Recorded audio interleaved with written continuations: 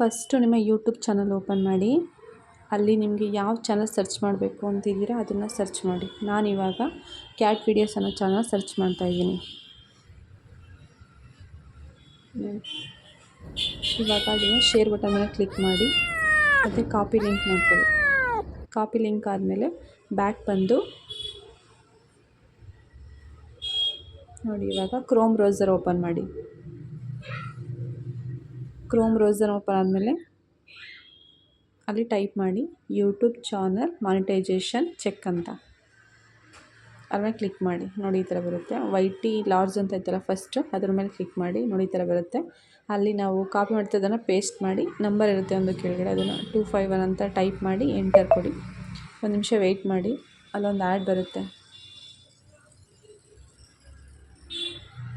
ಆ ಆ್ಯಡ್ ಒಂದು ಮುಗಿದ್ಮೇಲೆ ತೋರಿಸುತ್ತೆ.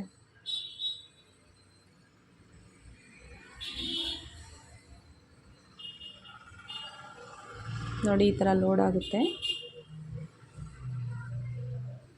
ಇವಾಗ ತೋರಿಸುತ್ತೆ. It's not monetized. ಈ ಚಾನಲ್ ಮಾನಿಟೈಸ್ ಆನ್ ಆಗಿಲ್ಲ.